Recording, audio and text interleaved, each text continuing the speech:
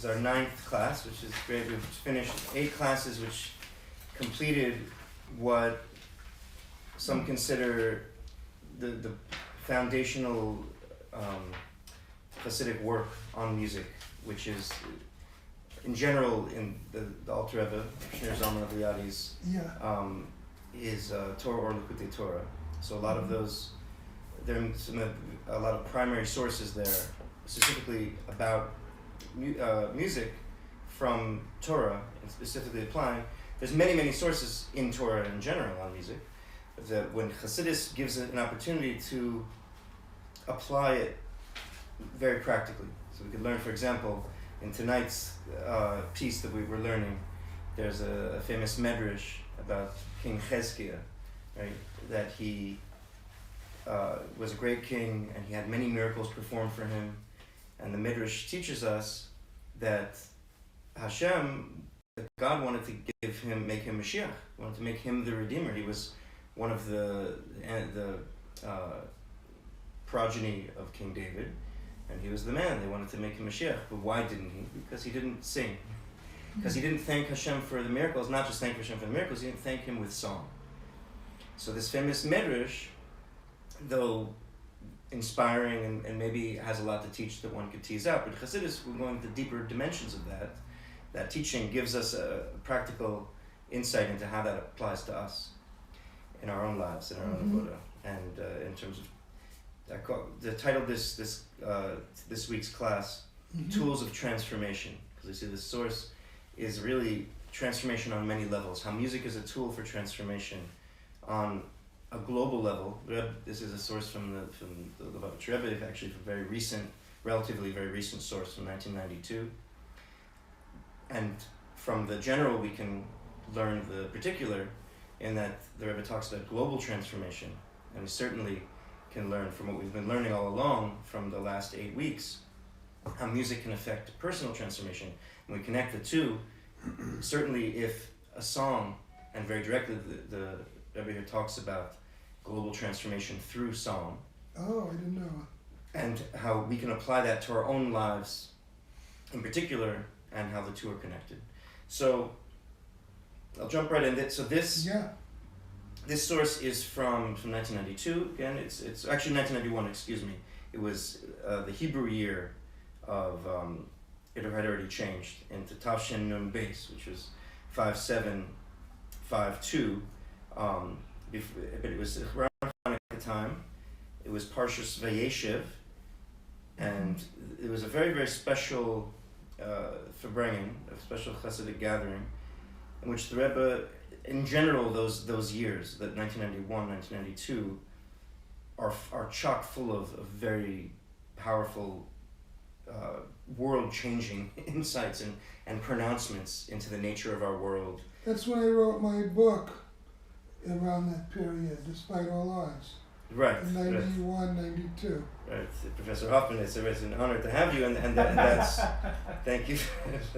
So this, right? So obviously, again, I'm giving extra detail for the broader, obviously, Professor Hoffman and other individuals here in the room, and also those who might be listening live or in the future down the road. Try to explain every term as much as possible, even to hopefully make the classes that are engaging for someone who's very familiar with the Torah and Hasidic sources, but also someone who's just beginning to learn. So everything we try to translate and also explain the terms. So in this for bringing this period of time, the Rebbe made certain pronouncements that are often quoted. There's in fact a book called Besoros HaGeula, News of the Redemption, which is a collection of the radical sayings of the Lubavitcher Rebbe around this time, 1991, 92, which one on top of another proclaim that the nature of this era. The era is that Mashiach has arrived, that the era of redemption has arrived, and it's taken us years since then. It's been almost 30 years since these talks, And in the times I first came to Crown Heights during about 10 years, a little less than 10 years after that, and certainly they still are a bit controversial. Which is funny to say because they're kind of in many ways central in the last statements of the Rebbe, but they're also they really challenged our worldview even today, because the common question is, the Rebbe says Mashiach is here, redemption is here. We just have to open our eyes. It's a very challenging statement because one seems to look through their eyes and sees a world that's not redeemed, that's full of violence and full of challenges, and where is the redemption? So the radical statements that, let's say, are collected in a book like Besuras HaGeula, the news of the redemption, are backed, each one of those talks are backed with a very deep Hasidic insight into how that actually works and how one can actually appreciate it and understand it. So just learning the pronouncements, kind of the sound bites without the background, doesn't necessarily give one the ability to integrate and appreciate it. So that brings us to this particular talk, which was the Rebbe was keeping on this theme of global transformation, of how practically it works that we are in the times of redemption, and he relates it in the early part of the talk to the exile and redemption from Egypt, and how it says by the Jews leaving Egypt, says V'yinatzlu, that the Jews V'yinatzlu Mitzrayim, that they emptied out. As Rashi says, V'yinatzlu, they took treasures from Egypt. So Rashi explains V'yinatzlu, they emptied it out. They took all the treasures out of Egypt, and Rashi, and like an ocean with no more fish, like a pond with no more fish. So what this, according to Kabbalah, and explained by Chassidus, what did they empty out? They emptied out the divine sparks that were trapped in Egypt. They were trapped in exile. Right. And this represents this idea that everything in the world has divine sparks, is created through a divine word, and some things are created in a way that the divinity can be seen. Certainly the way the world was first created in the times of in the Garden of Eden, but then through subsequent descent of the human choices, the godly reality, starting with the choices of the Garden of Eden and the eating of the fruit, and all throughout history there have been choices called sins or not following God's will, but essentially what it means, according to Kabbalistic terms, is hiding the divine energy that has always been the truth behind creation, enlivening creation. And so as history unfolded, it became hidden and subsequently revealed, hidden by numerous generations from Adam, the timely way, specifically in the talk of Basi Lagani, the famous discourse that is being learned at this time of year in connection with the beginning of the Rebbe's leadership, the passing of the previous Rebbe, the idea that 7 generations caused the godliness, caused the divine revelation to be concealed, and then 7 generations helped reveal it, from Avraham through Moshe, through Moses, and he brought down the Torah with the Jewish people at that time after leaving Egypt, and the giving of the Torah was a revelation, complete in many ways a complete revelation that was to the Jewish people specifically, and it was in order that revelation should continue to, in every day as we learn Torah, as we carry out the Torah's instructions, to transform a world that had been where sparks are continually concealed. They continue to be concealed. It's a process. So that the whole sequence was in microcosm in the exile and redemption from Egypt. But that's an analogy for the grand, much longer period of exile that we've been in since, so almost since then, because at the time of the giving of the Torah, when there was this great godly revelation, very soon after was the sin of the golden calf. So there was already a descent in many generations, and we've been in this very, very long exile, numerous exiles, until the building of the first temple, the destruction of the first temple, building the second temple, and thousands of years already been under Roman exile. It's called the Gullus Edom. Mm-hmm. So Edom is another name for Esau, who was the son of Yitzchak, brother of Yaakov, the father of the Jewish people.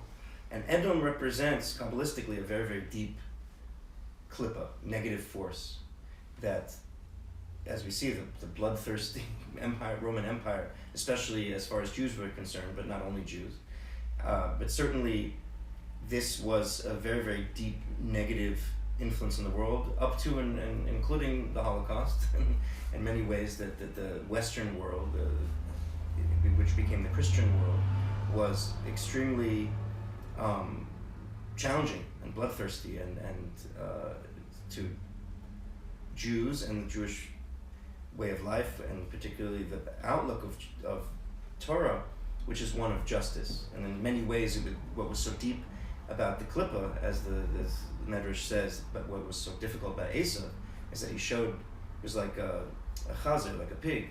He showed his hoofs, and the hoofs of a pig look like the hoofs of a kosher animal. They're split. So he showed his hooves and says, "Look, I'm kosher."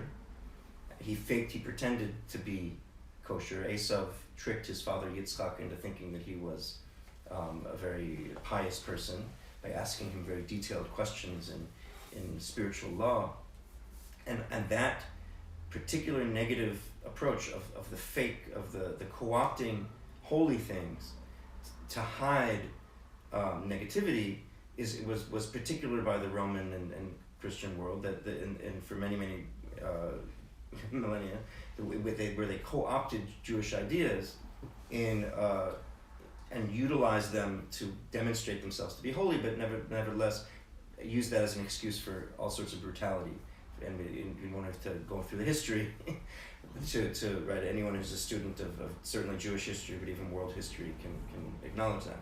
So that's one form of klippa, of negative energy. And according to the Sicham, one of the powerful pronouncements of this talk is that the long awaited for redemption, refinement of healing and purifying of that negative energy, which is Edom, which is Esau, which has been a long time in terms of being of transforming it to reveal its godly sparks, which are very powerful, as Chassidus teaches us. The reason why Yitzchak wanted to give his blessings to Esau was because he had very powerful godly sparks in him, and his wife Rivka understood that the way to refine the sparks was not in all at once by just pulling them out and revealing them. That would have been destructive. She understood that it had to be through Yaakov, had to be through the Jewish people, to refine these sparks, to one by one, to take these sparks and reveal them and elevate them. And another reason why that is so important is because it takes time, not only because it's just the way that things were set up, but also because the nature of a true and complete redemption. There's a redemption when the one redeemed is redeemed against their will.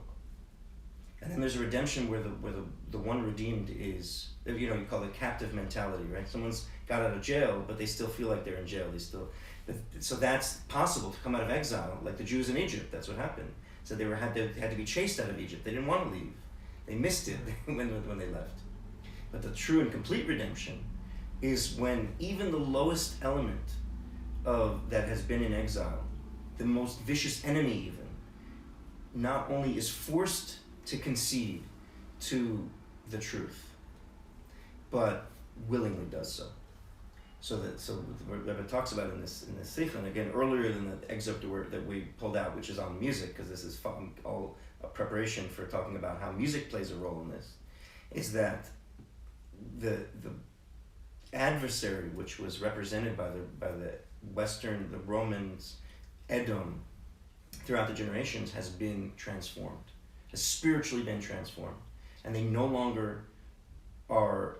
Not only they're no longer an adversary to the cause of justice and truth and bringing the divine reality into the world, but in fact they are helpers. And we can see that in the world in many ways, without going into specific details. What the Rebbe says, open our eyes. We can see how the anti-Semitism of the Western world, while not completely gone, is of a completely different nature now. The threats to a global peace, and which is synonymous with the threat to Jews, is more strongly from another factor, which is what's known as the Klipa of Yishmael.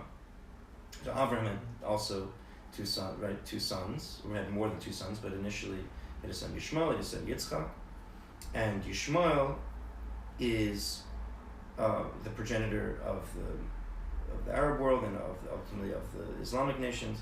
And this particular challenge to our current world is of a different nature. And the way Kabbalah understands it is that Avraham represents Chesed, and Yitzchak represents Gevurah. Chesed is kindness, Gevurah is fierceness or discipline or harshness. And so Avraham had two sons, right? He had Yitzchak and he had Yishmael. Yitzchak carried on the Avram's tradition of spreading the godly reality in the world. And Yishmael, what Kabbalah terms that what he represented was what's called Chesed of Klippa, Chesed de Klippa, which is that he was from the side of kindness, but kindness the way it can be harmful. This is Yishmael? Yeah, Yishmael. And whereas Edom, which Yitzchak then had two sons. Yitzchak himself represented Gevurah, even though he came from his father was Chesed, but he was Gevurah. He was the opposite, which was the idea of balance. And of course, his son Yaakov completed, so to speak, a triangle of balance. Right. But Yitzchak's two sons, Esav and Yaakov. So Yaakov was the inherited the spiritual tradition, and Esav was a threat to it, and he was literally a threat to Yaakov's life. Right. Yishmael was somewhat of a threat to Yitzchak's life, but he was expelled from Yitzchak's home when Yitzchak was very young, so that threat wasn't as great as the threat of Esav to Yaakov took throughout his life. He had to run away, and when he came back, he thought he was going to kill him, and there's midrashim that say even up to the point of Yaakov's burial, Esav was there to try to stop it, and there's stories connected with that. So Edom, the amazing transformation that the Rebbe is talking about, that Edom has been refined, is a much more difficult kind of transformation that has already happened. Meaning the more difficult Klippa, the Klippa of Gevurah, the Klippa of harshness, meaning it's like harshness of harshness. The negativity of harshness is much more challenging to deal with because than the negativity of kindness. Negativity of harshness is more difficult than negativity of kindness. What is the negativity of kindness? So negativity of kindness, for example, is a simple example would be if a child is crying for a knife. So you give the child a knife because you don't want the child to cry. You want to be kind to the child, so you give them something dangerous, right? This in a world stage, this is you have terrorists and you give them money or weapons, right? Because you want them to be quiet, because you want them to be happy. That's called kindness of Klippa. We see that in current day and age, right? The negativity of harshness is a much more difficult issue, and because it's that's about murder for murder's sake. It's for the power, but the pleasure in pain, in inflicting pain. Pleasure putting other people down. Pleasure, right? It goes very deep. It's not so simple as law. It goes beyond just being able to explain. Like, okay, well, it might be dangerous if I give a child a knife, but I can understand it. It makes sense, right? And it just needs it needs a parameter. Right. Saying no, you don't. That's not how you express kindness. The kindness needs a limit. Once you put a limit on kindness, once you put a limit on the let's say the clip of Yishmael, then it keeps it toes the line. If it keeps within boundaries, it's a safety can be achieved through good, clear boundaries. Whereas the clip of Edom, that doesn't work because it's sneaky and it's looking to destroy at any cost. So why is this all important regarding music? Oh, that's the question. Because ultimately, so now we get into the text here, and we're going to see, and it's and Can I ask another question? yeah. Okay, so you've, of course, outlined, because I know we don't have the time, let's say Christianity and Islam. But what about the third of the world, China and India, that are neither? Did the Rebbe ever talk about China is a secular culture, Japan is secular, but it's much smaller, 120 million people. India has over 1 billion, and within 20 years they'll have more people than China. So I'm very curious as to, when I think about these things in spiritual terms, did the Rebbe or other Chabad leaders discuss that? I can understand Christianity and Islam, but you have this third of the world that's neither. It's a very good question, and truthfully, Kabbalah does discuss the Eastern world and where they come from spiritually. And what they say is that there, as I mentioned, there are other sons of Abraham besides Yitzchak and Yishmael. There were sons of Bnei Pelagshin. They're the sons of the concubines, and he sent them. And it's just a couple of verses where it describes them, and Right. he sent them east with gifts. Right. So according to Kabbalistic tradition, these were the progenitors of the Eastern societies and the Eastern religions, particularly from Hinduism, certainly, which came out of that came Buddhism, and but even many of the other Eastern religions came, spiritual practices came from Abraham also, that he and these sons that he sent east. So the reason why I singled out Yishmael and Edom is this is how Chassidus frames the historical challenge.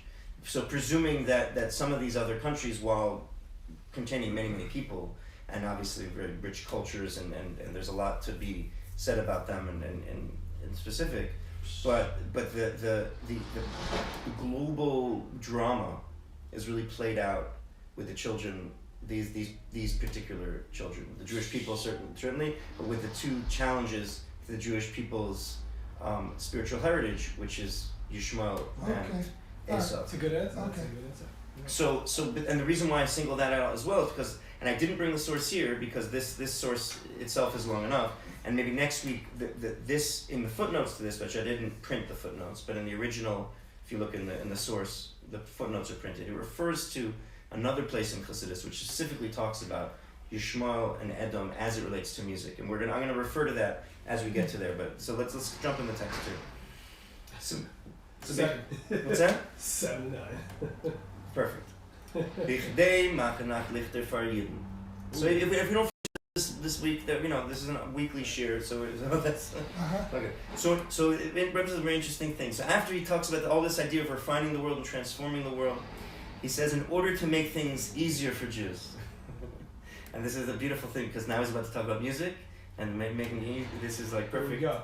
Hat men gesehen a davar pelle welcher direkt ois begili leini basser, den bir vaficha no, was man hat aufgetan mit des Zarfas. So we can see a great wonder which expresses itself in a revealed way from our own human vision, this refinement and transformation that the Rebbe had been speaking about that has been accomplished in the land of France. Right? France, as Rebbe had explained, represents Edom, was a very representative of Edom. Sarfas is referred to in the scripture, and it's related to Edom. And France is traditionally, a very Christian country. It's very much related to the Roman heritage. Und das ist euch an Antwort zu die was klagen sich, für was mir seid heint nicht kein Meister Nissen. So this is also an answer to those that cleverly ask, why are there no miracles now? Right? Wie bedoras Rishonim, as there were in earlier generations. Right? Someone could look around and say, world seems so normal and boring. I look in the Torah, I believe the Torah, there's miracles there. Where are the miracles now? Number Lahalon is the ein bespiel from a nes. So as we're going to say that the expression of a miracle, welche beweist wie die Taina is nicht ausgehalten. So the truth is the existence of miracles. The question is not really a question when you start to look around and appreciate the miracles in modern times. Says Yudum Aforsam as Yeda Medina Hat Ir Nigen Meyuchad. So it's known and publicized that every country has its own melody, has its own national anthem. Der Nigen Medina, the song of the country, Al Derech Vi, der Degel Meyuchad, Shel Kol Medina, welchem mezingt Ader spielt by Nasifa Ader Ma'or Rishonim. So there's a national anthem which, similar to a flag of the country, is unique to that country, and people sing when they get together and for special occasions they sing this national anthem.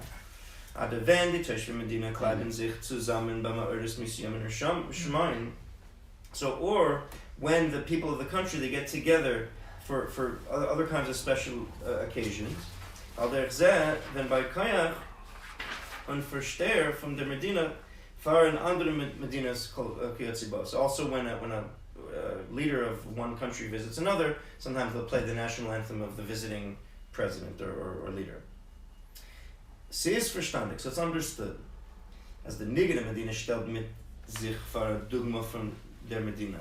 So that the song of a country, it's connected with this status, the nature of that country. How much more so we're talking about the national anthem of France. Kiyadu, as it's known, as the Nigen is Nischaber geworden be'ester mehapecha. Because this Nigen was composed at the time of the French Revolution. Came right at the right time. So the idea. So here we're talking about song as transformation. The Rebbe is about to take. It's so beautiful of Chassidus in general, in particular the Rebbe's Chassidus, in particular this time, is take something so seemingly prosaic, a national anthem, and connect it to the deepest concepts within Torah, and show us how we can use that to carry out the mission of the Torah in this world. So when he uses the example of the national anthem of France, that the Rebbe hijacked. The Rebbe hijacked, right? The Rebbe says the Chassidim hijacked it, but obviously the Rebbe led it, and that what was so unique about it, and by the way, we can apply this as well to the American national anthem, which the Rebbe does not mention, and I'm very surprised that more people don't talk about the application, but we will, to our current country and national anthem. But the French national anthem was connected to a revolution. So you could say the same thing about the American national anthem as well. But the French national anthem, so because we're talking about a revolution, a spiritual revolution, and the idea of how melody can transform. So it's a perfect example of transformation because because France itself underwent a transformation, a bloody transformation, back at the time of the revolution, and then a spiritual transformation, as the Rebbe is going to refer to in a minute. But so particularly according to the inner spiritual dimension, is so what's the connection of national anthem to the country? Is that every big country, and the sources talk about, there's a question from the Rebbe Marash, who discusses this in detail. He has a question if this also applies to smaller countries, but certainly big countries each have their own sar, their own spiritual influence in the form of an angelic force called a sar, which is like a leading angel. Did you know that? V'yesh lerma, there is to say, is das is euch verbunden mit dem Nigen Medina, and the angel is connected with the song of the country, of the national anthem. And this is very important because as we get other sources in Chassidus music, one of the foundations of Chassidus music is this idea of the angelic forces. We spoke about it a little bit, but there's other sources which talk about it specifically. Are musical forces. I mean, their influence, their existence is a musical existence. So, meaning that their entire manner of communication is music. And as we talk about the nature of music, according to Chassidus, is the idea of a created being desiring in a fiery, flamey way to reconnect to its source, to be reabsorbed in the source of all things. That's music. That's the nature of music. So an angel, an angelic being, is against his own will, against his own nature. He's a divine being, but he's a creation. So his constant existence is a constant ratzo v'shuv, It's constant running and returning, being created and singing and desiring to be uncreated, to go out of its own separate existence and be re-included in the big flame. If the angel is a little flame, it be included in the big flame that is the grand flame that is its source, its divine source, which is God. And that's music. So certainly if that's by any angel, certainly it's by the so-called head angels, from which the influence of the world takes its primary source. And each country, again, has this angel that influences it. Where are we? We're 5 paragraphs, little paragraphs down. And again, I didn't mention, if anyone is live streaming for the first time, this source is found on soundheitsrecords.com. You can download this PDF or the Werk is ausgeklieben from the Medina. So this country, in this song, has been gathered from the country itself and is deeply connected by divine providence, is connected to its spiritual source. Lifnei kama shanim haben Chasidim angeheben singen dem Nigen from Medina Sarfas. So it's been many years, exactly 200 years, by the way, from this speech. Yes. It was 200 years before that this Nigen was composed. So for 200 years, and now it's been 230 years, it's been 200 years since this song had been composed. The Nigen Shalom HaHafecha, so the song of revolution. Mit die Werte haderes vamunach lechayalamim hatehilo hatiferes lechayalamim. So, I'm sorry. The Rebbe was talking about a few number of years ago. It was 1974. This is 1991. 1974, the Chassidim at the Rebbe's direction started singing the French national anthem. We using the words of from prayer called Haderes V'Amuna, right? The glory and the faith to the life of all worlds, to the eternal life, making this song of revolution into a song of prayer and faith. So that had been. It was the same year of the French Revolution. No. This talk was 200. This talk was 200 years after the composing of the French Revolution of the song. Was it the French Revolution? 1991. So 1791 was the French Revolution. So it's 200 years. 89. It was 89. Okay, so then because the footnote says that it was 200 years since the composing of the Nigun. Okay, so So it was composed two years after them. Yeah. So, but then it was since 1974 that the Nigun was started to be used by Chassidim to sing in their rituals and in their prayer.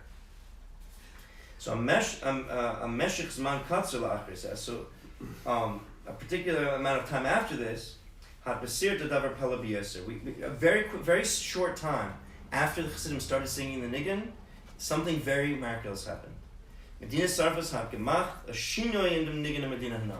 That the France changed the Nigun. So it's interesting. I talked to a friend of mine who's a French musician. I remember. And he's like, "What are you talking about? The Nigun had always the French national anthem has always been the same."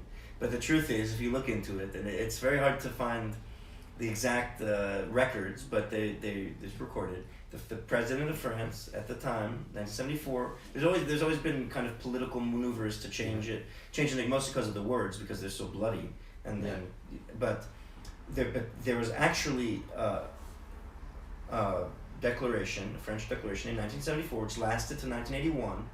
It was not major. It didn't change the national anthem, but it to a different national anthem. But it actually changed the official musical version to something different.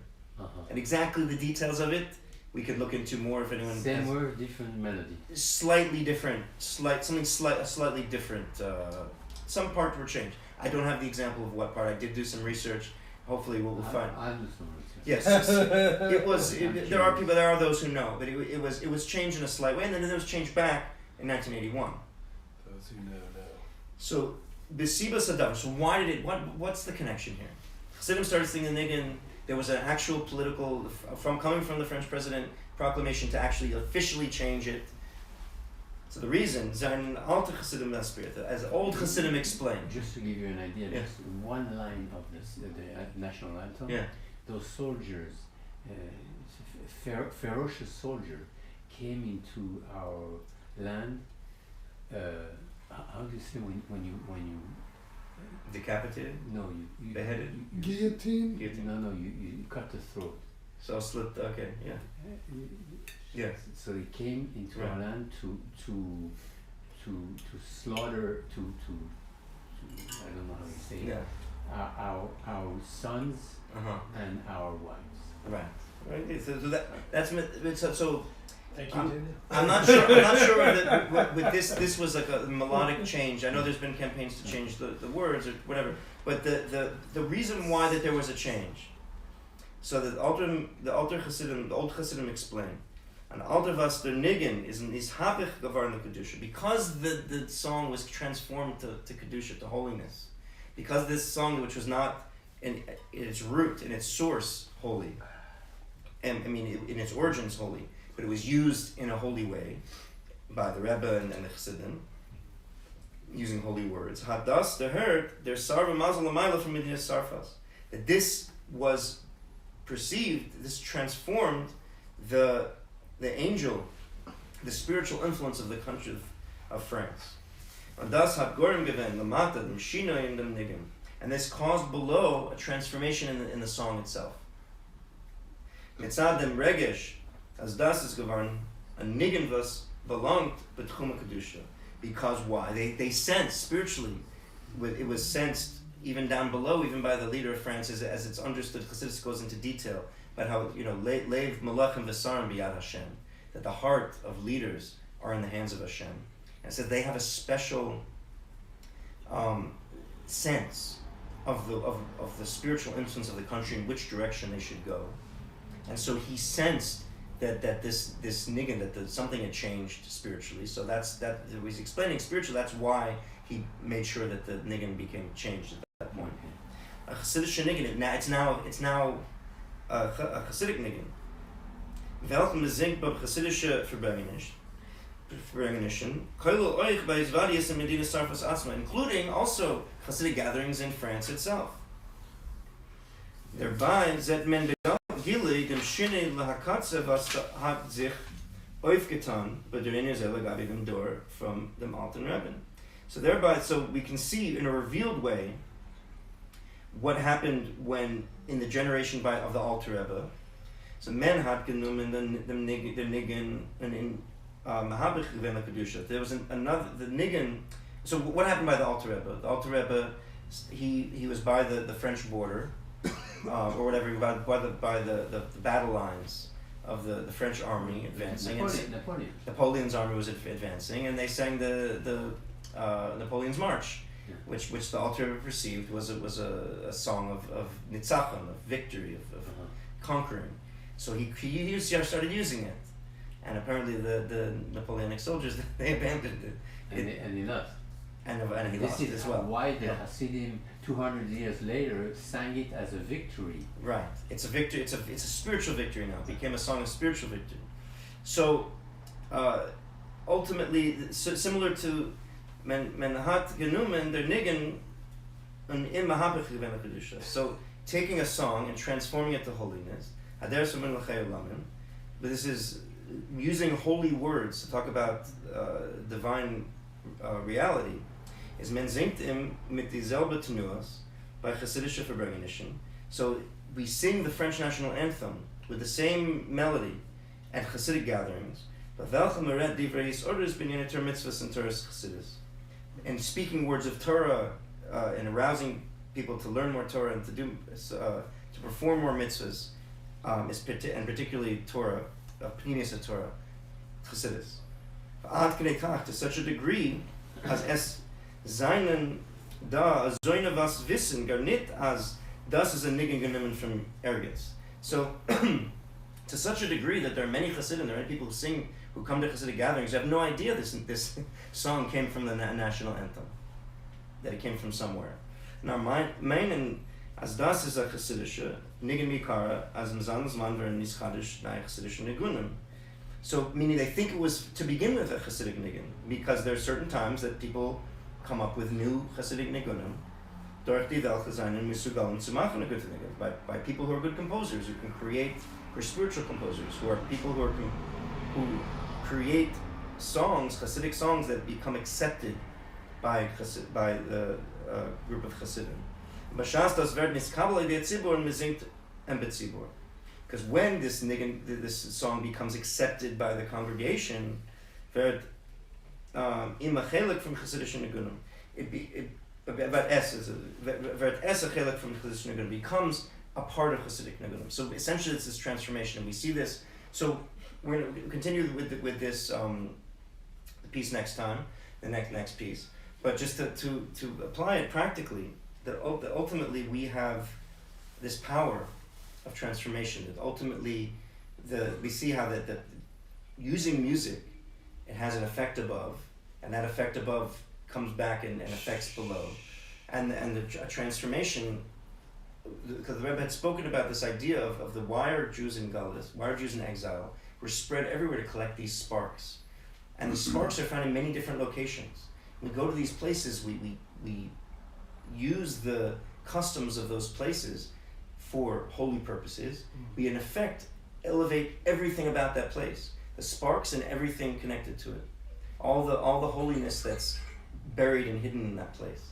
So when a person does it with music in particular, has a much more even more powerful effect than, let's say, the Rebbe used an example of clothing or food, right? That ultimately, the music really has a powerful transformation because that transforms the spiritual root.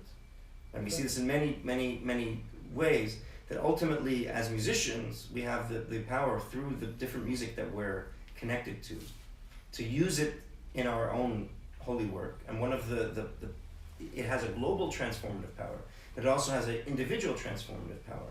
That, for example, a person can be stuck in a certain paradigm or reality and be maybe even struggling with certain obstacles in life.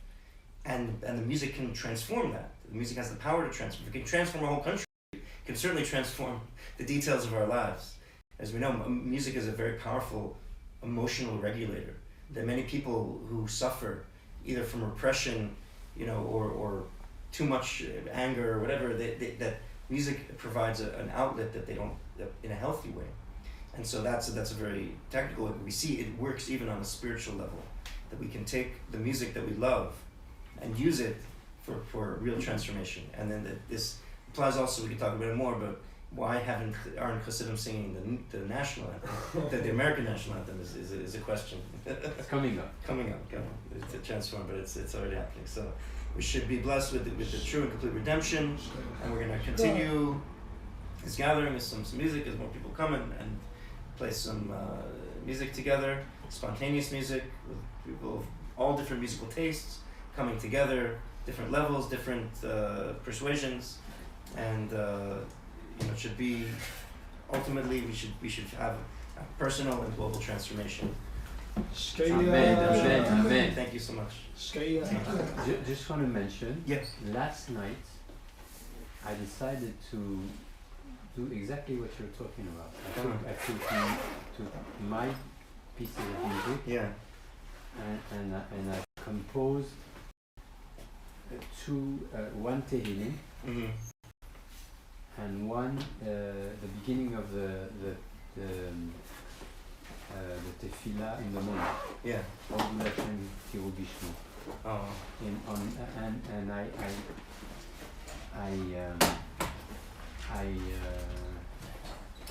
It just fell into place. Wow. It sounds beautiful. I'd love to hear